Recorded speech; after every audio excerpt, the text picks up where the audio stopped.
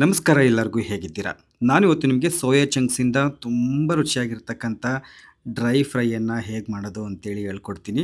ಸಾಮಾನ್ಯ ಸೋಯಾ ಅಂತಂದರೆ ಯಾರಿಗೂ ಇಷ್ಟ ಆಗೋದಿಲ್ಲ. ಸೋಯಾ ಮಾಡಿದ್ದೀವಿ ಅಂತಂದರೆ ಅಲ್ಲಿಂದ ಮಾಯ ಆಗೋಗ್ಬಿಡ್ತಾರೆ. ಯಾಕಂತಂದರೆ ಅದೊಂಚೂರು ಕಮಟು ವಾಸನೆ ಇರುತ್ತೆ. ಹಾಗಾಗಿ ಜಾಸ್ತಿ ಜನ ಇಷ್ಟಪಡೋದಿಲ್ಲ.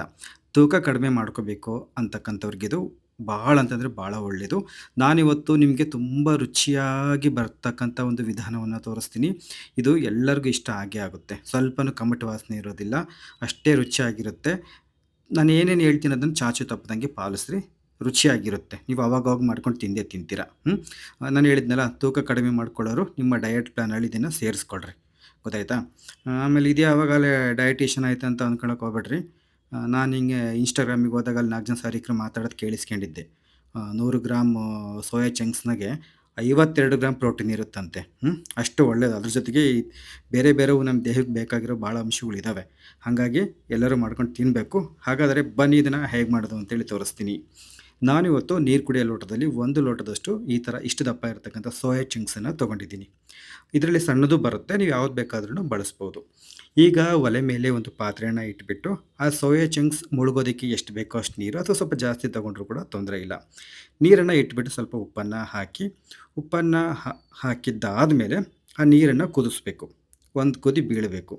ಒಂದು ಕುದಿ ಬಿದ್ದಿದ್ದಾದಮೇಲೆ ಸ್ಟವನ್ನು ಆಫ್ ಮಾಡಿಬಿಟ್ಟು, ಇಲ್ಲೇನು ನಾವು ಲೋಟದಲ್ಲಿ ಇಟ್ಕೊಂಡಿದ್ದೀವಿ ಸೋಯಾ ಚಂಕ್ಸನ್ನು ಅದನ್ನು ಇದಕ್ಕೆ ಹಾಕಿಬಿಟ್ಟು ಒಂದು 2-3 ಸತಿ ಈ ಥರ ಒಂದು ಚಮಚ ತಗೊಂಡು ಹಿಂಗೆ ಗೂರಾಡಬೇಕು.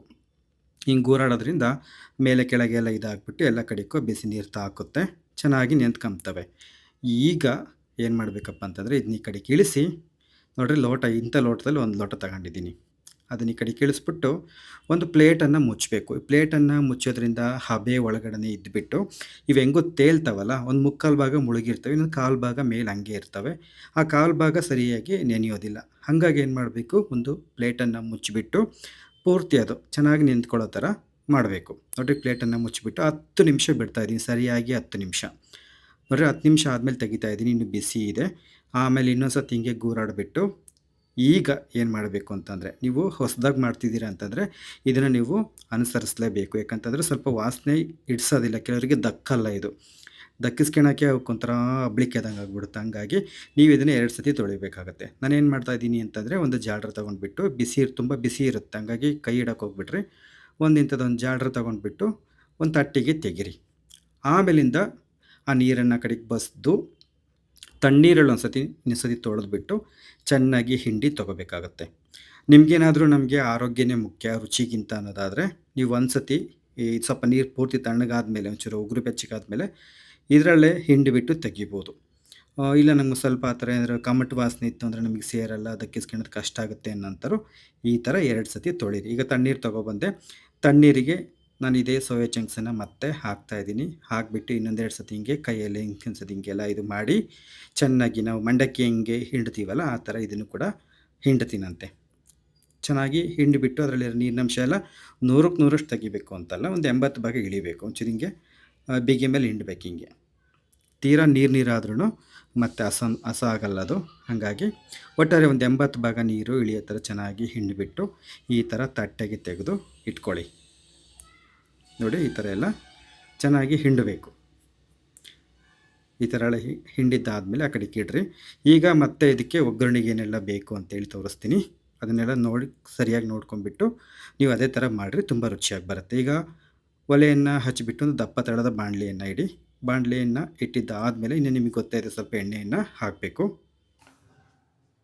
ನೋಡಿರಿ, ಇದಕ್ಕೆ ಒಗ್ಗರಣೆ ಹಾಕೋದಕ್ಕೆ ಒಂದು ಈರುಳ್ಳಿನಲ್ಲಿ ಹಿಂಗೆ 4 ಭಾಗ ಮಾಡ್ಕೊಂಡು, ಇಲ್ಲಿ ದಂಟಿನಂಥದ್ದು ಇರುತ್ತೆ ನೋಡಿ, ಒಂಚೂರು ಬೆಂಡ್ ಅಂಥದ್ದು, ಅದನ್ನು ತೆಗೆದು ಹಿಂಗೆ ಪದ್ರ ಮಾಡಿಕೊಳ್ರಿ. ಹಿಂಗೆ ಪದ್ರ ಬಿಡಿಸ್ಬೇಕು. ಸಣ್ಣಕ್ಕೆ ಹೆಚ್ಕೋಬಾರ್ದು, ಒಂಚೂರು ಹಿಂಗೆ ದೊಡ್ಡಕ್ಕಿರ್ಬೇಕು ಒಂಚೂರು. ನೋಡಿರಿ, ಈ ಥರ. ಇವಾಗ ನೋಡಿರಿ, ಬಾಣಲಿ ಕಾದ್ಮೇಲೆ ಒಂಚೂರು ಎಣ್ಣೆ ಹಾಕ್ರಿ. ಇದಕ್ಕೆ ಒಂಚೂರು ಎಣ್ಣೆ ಜಾಸ್ತಿ ಬೇಕಾಗುತ್ತೆ, ತೀರಾ ಒಣ ಅನಿಸ್ಬಿಡುತ್ತೆ. ಹಂಗಾಗಿ ಒಂದು ತೊಟ್ಟು ಎಣ್ಣೆ ಜಾಸ್ತಿ ಬೇಕಾಗುತ್ತೆ. ಅದು ನಿಮ್ಮ ಇಚ್ಛೆ. ಎಣ್ಣೆ ಕಡಿಮೆ ಬೇಕು ಅಂತಂದರೆ ಕಡಿಮೆನೇ ಹಾಕ್ಕೊಳ್ರಿ, ಏನೂ ತೊಂದರೆ ಇಲ್ಲ. ಅದೊಂಚೂರು ಬೇಯೋದಕ್ಕೆ ಎಣ್ಣೆ ಬೇಕಾಗುತ್ತೆ, ನೀರು ಪಾರು ಏನೂ ಆಗ್ತಿಲ್ಲಲ್ಲ, ಹಾಗಾಗಿ. ಇವಾಗ ಒಂದು 4 ಜೀರಿಗೆ ಹಾಕ್ರಿ.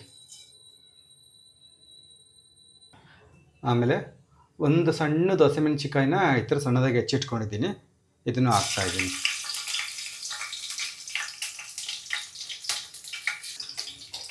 ಒಂದು 10 ಸೆಕೆಂಡು ಇದು ಹಸಿಮೆಣಸಿಕಾಯಿ ನಿಮಗೆ ಎಣ್ಣೆಯಲ್ಲೇ ಕರೀರಿ.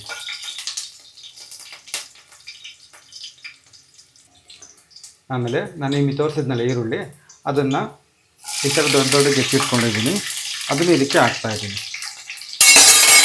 ಅಯ್ಯೋ,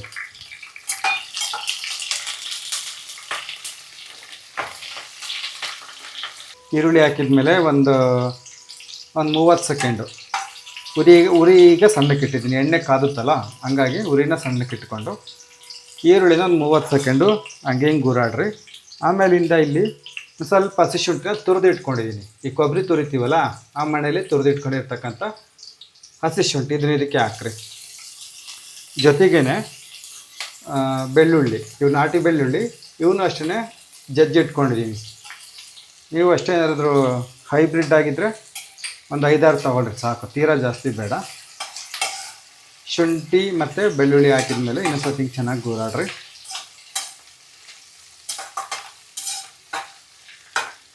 ಆಮೇಲೆ ಸ್ವಲ್ಪ ಕರಿಬೇವಿನ ಸೊಪ್ಪು, ಜೊತೆಗೆ ಒಂದು ಬ್ಯಾಡಗಿ ಮೆಣಸಿನ್ಕಾಯಿ ತಗೊಂಡಿದ್ದೀನಿ, ಹಂಗೆ ಸಣ್ಣಕ್ಕೆ ಮುರಿದು ಹಾಕಿದ್ದೀನಿ, ಒಂದು ಮೆಣಸಿನ್ಕಾಯಿ.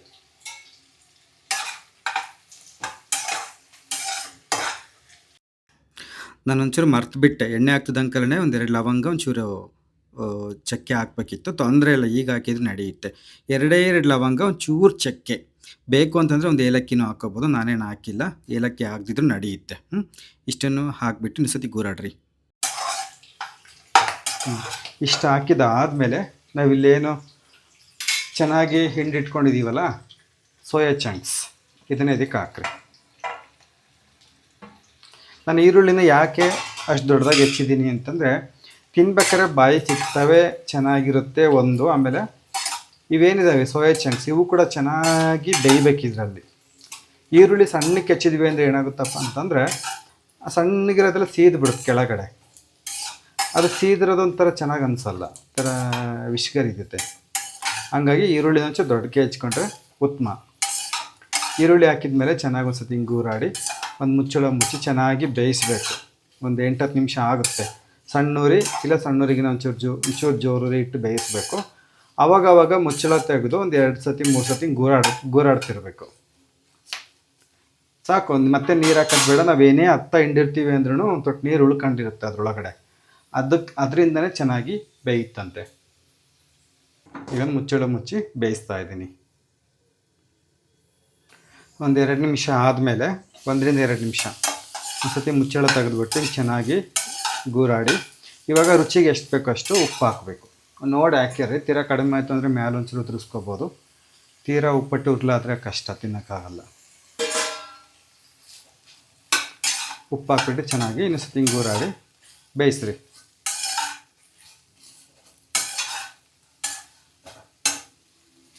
ನಾನಿವಾಗ ಒಂಚೂರು ಉರಿ ಜಾಸ್ತಿ ಇಡ್ತಾಯಿದ್ದೀನಿ.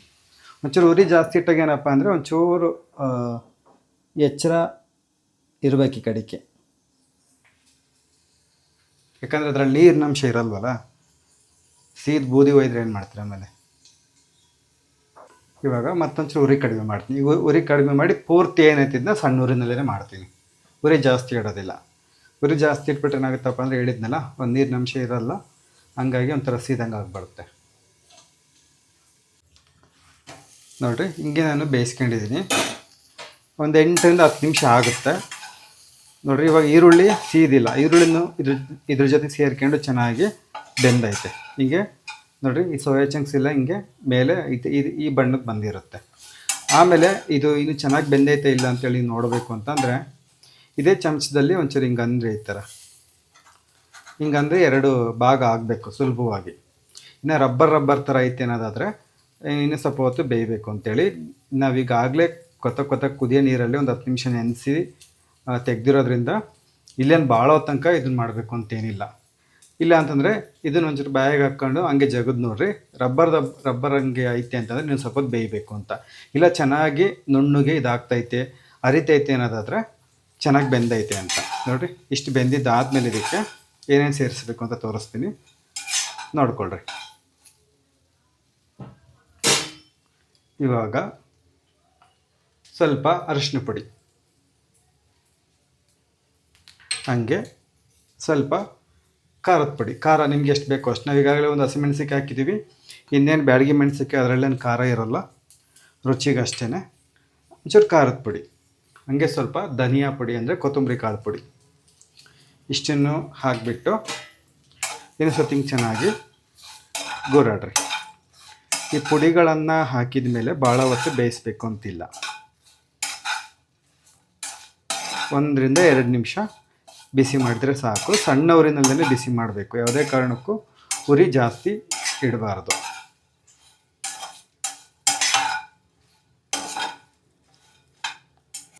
ಇವಾಗಲೂ ಈ ಮುಚ್ಚಳ ಮುಚ್ತೀನಿ ಸ್ವಲ್ಪ ಹೊತ್ತು.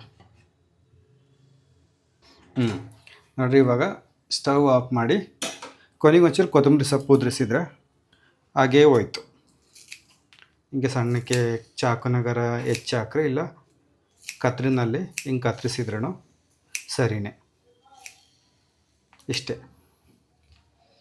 ಇಷ್ಟು ಮಾಡಿದ್ರಿ ಅಂತಂದರೆ ರುಚಿಕಟ್ಟಾದ ಸೋಯಾ ಚಂಕ್ಸ್ದು ಡ್ರೈ ಫ್ರೈ ಸಿದ್ಧವಾಯಿತು ಅಂತಲೇ ಅರ್ಥ.